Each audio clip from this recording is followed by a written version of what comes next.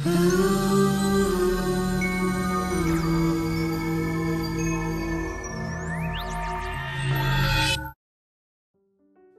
スカは文字通り飛ぶ鳥と書く。アイヌ・セム族語では、ウコッペイコール鳥飛びという。これは古代和歌における枕言葉、飛ぶ鳥のアスカに由来する。その名が示すように、アスカの地には多くの鳥が舞っていたのだろう。奈良の地には斑鳩がある。聖徳太子の宮、斑鳩の宮や法隆寺が立つこの地も、また鳥と深く結びついている。斑鳩は斑鳩とも書き、斑というスズメ科の鳥を意味する。その鳴き声が月日星と聞こえることから、三光鳥とも呼ばれた。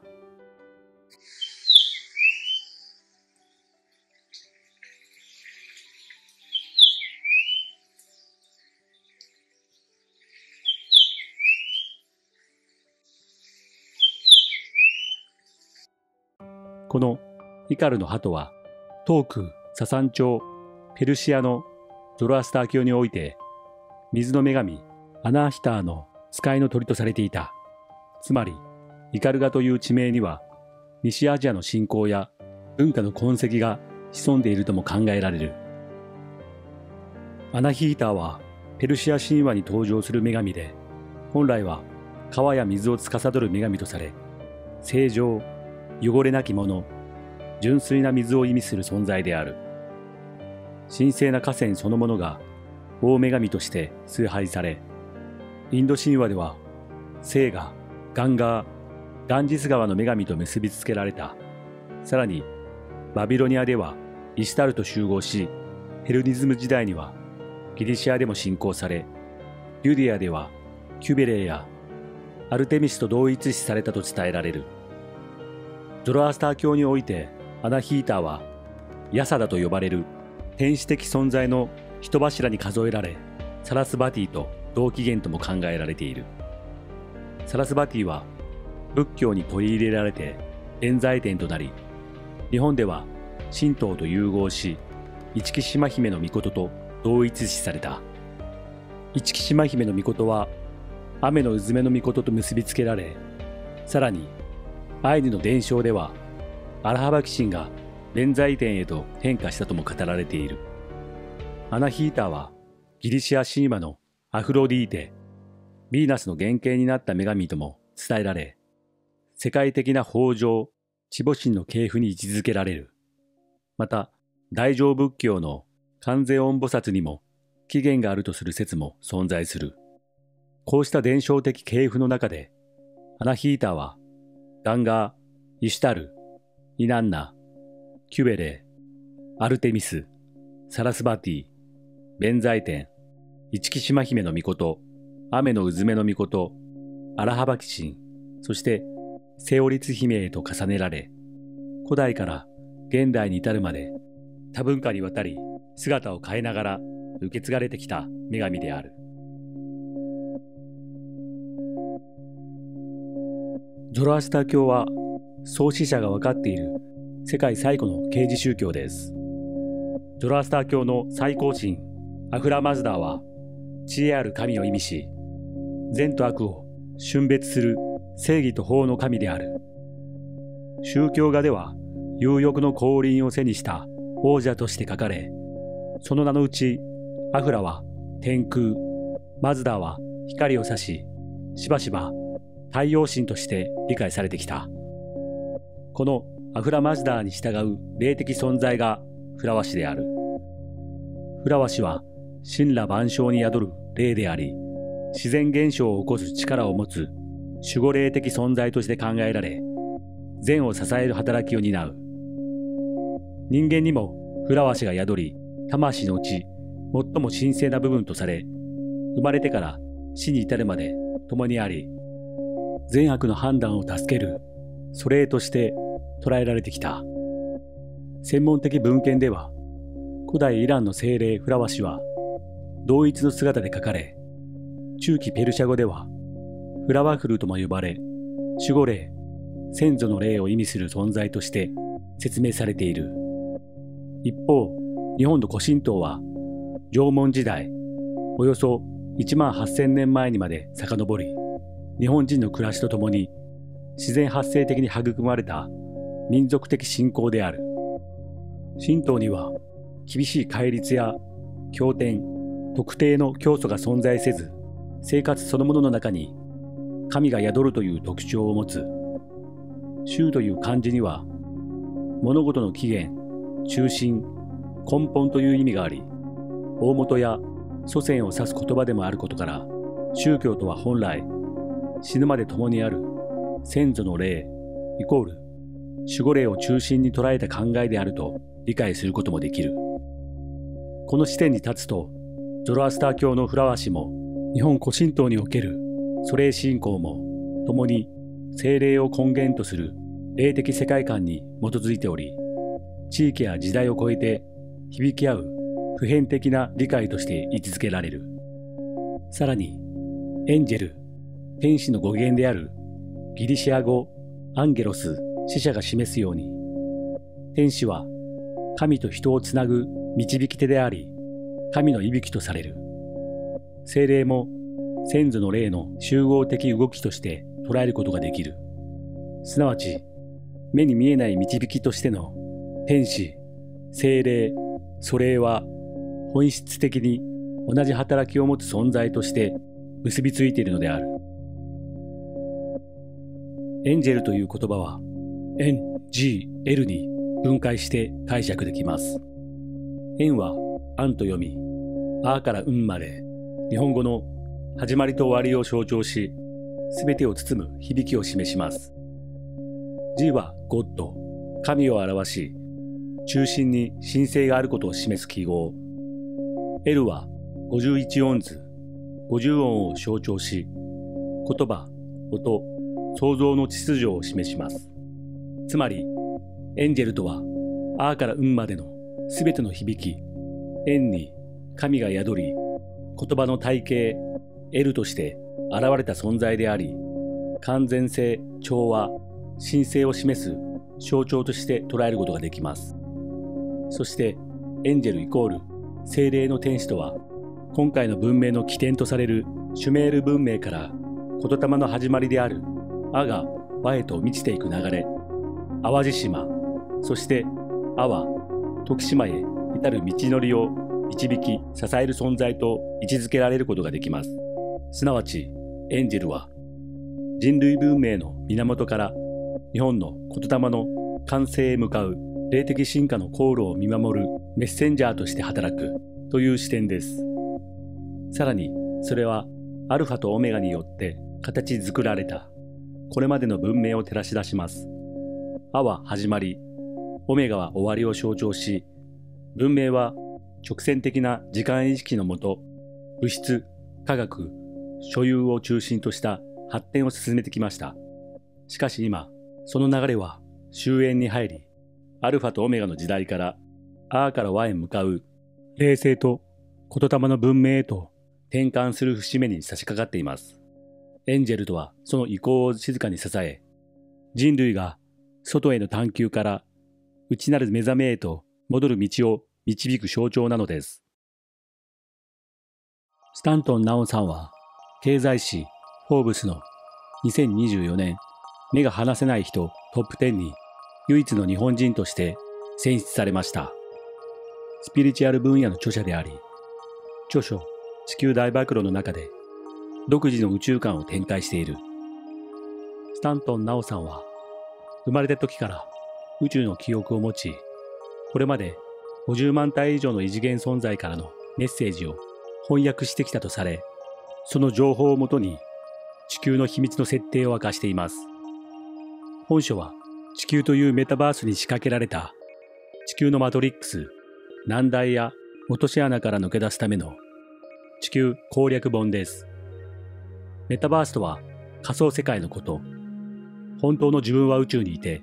今、肉体を持ってサラリーマンや主婦としているこの現実こそがメタバースです。要は、私たちは地球という仮想世界の中に入り込み、ゲームをしているようなものなのです。彼女によれば、守護霊とは高次元の宇宙存在であり、同時に竜や天使のような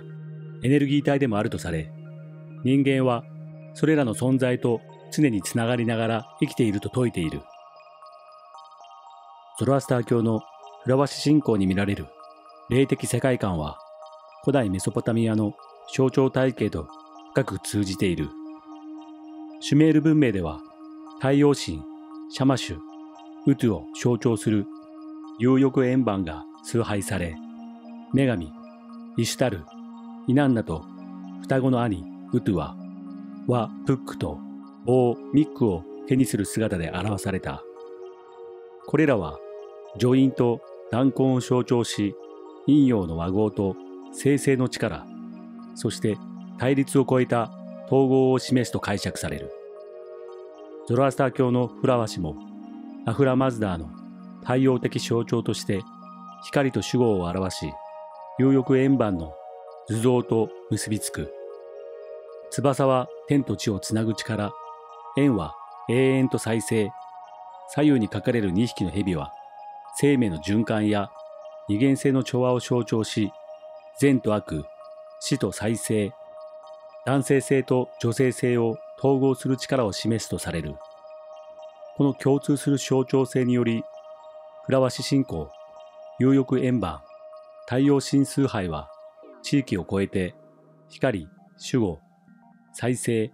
統合という宗教意識を共有してきたと考えられる。さらに、この象徴は日本にも伝わったと解釈されてきた。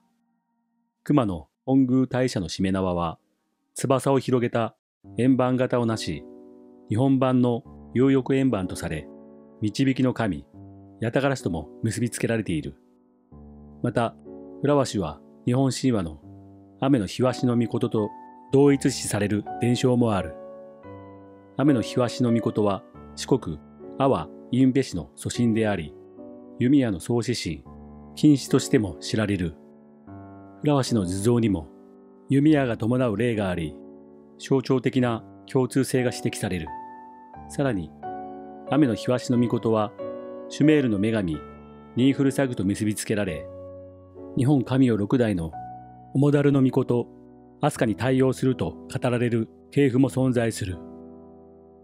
竹内文献、神代の万国史では、オモダルの御事は、上古第19代で、常世磯井ことしる姫という名で記されている。まさに、言霊51音を知る姫である。51音図のあからわまでの1から10の和行までの9行のラリルレロのロのくぶくりまでの道のりが淡路である。国海で最初にできた淡路島の次にできた四国の阿波、現在の徳島県へ続く道という意味も含まれており、阿波は阿波イコール渦に通じ、ナルトの渦ともつながります。阿波のナルトイコールナルト、銃がなることをナルトという。筆記神事にはこのようなことが記されている。富士とナルトの仕組み分かりかけたら、いかな外国人でも改心するぞ。岩戸の巻第9条。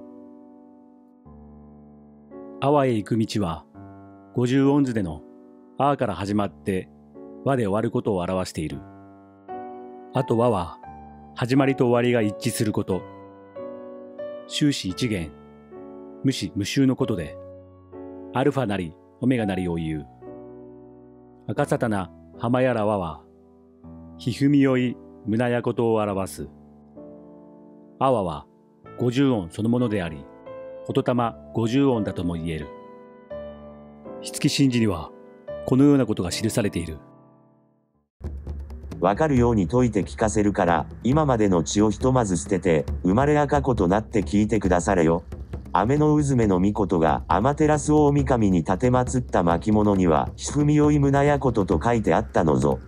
その時は、それで一応良かったのであるなれど、それは限られた時とところでのことで永遠のものではないぞ。シオン士官第3条。この時代には、ひふみよい胸やことの数と言葉で死者も蘇るほどの力があったのであるなれど、だんだんと曇りが出てきて、これだけでは役に立たないことになってきたのぞ。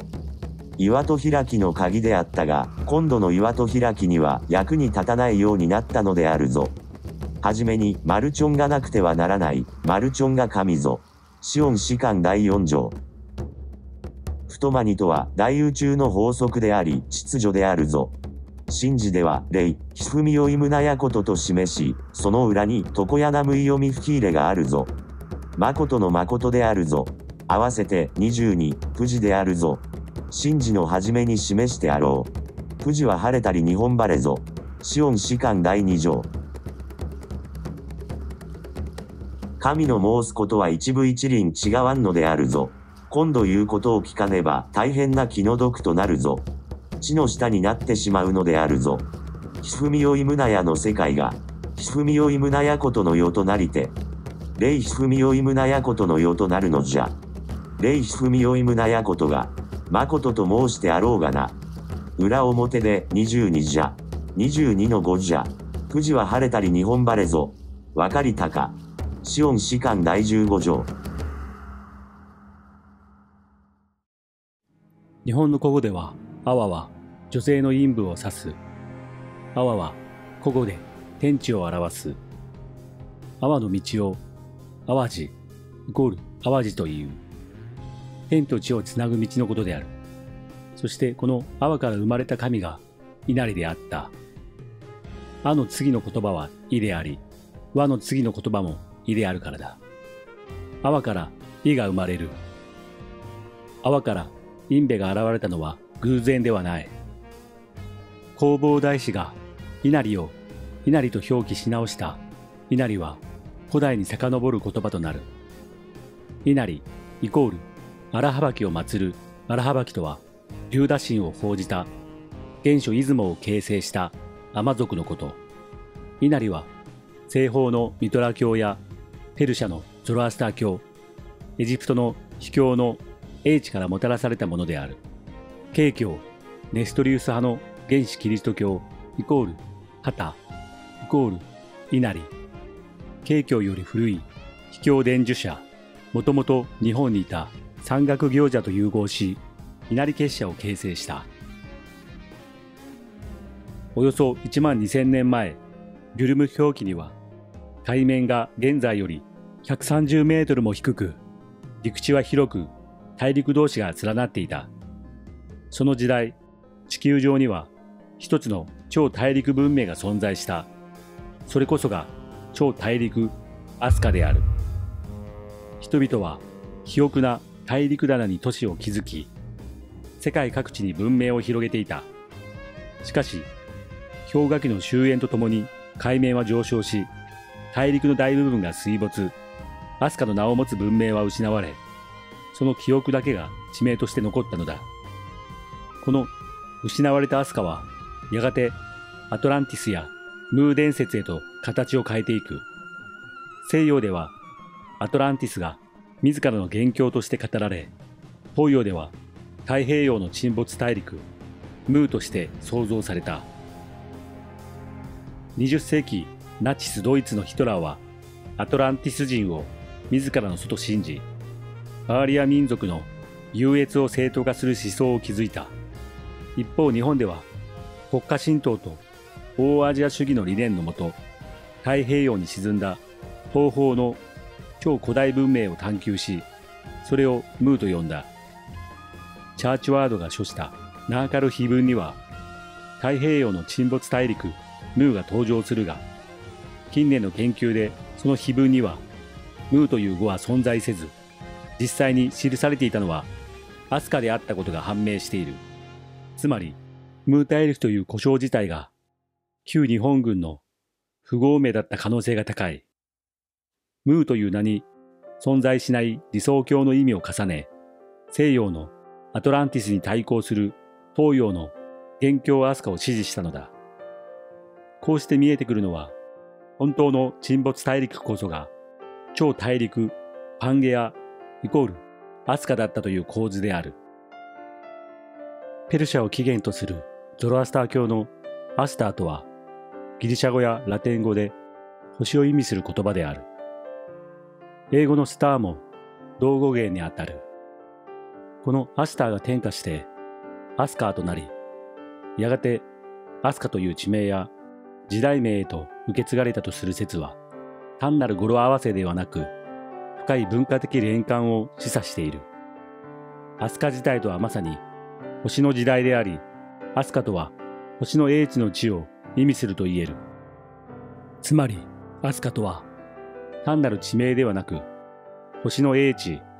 そして日本において奈良の飛鳥は特別な意味を持つ。飛鳥寺を中心に栄えたこの地は天と地を結ぶ場とされ、その象徴がヤタガラスであった。飛鳥は本来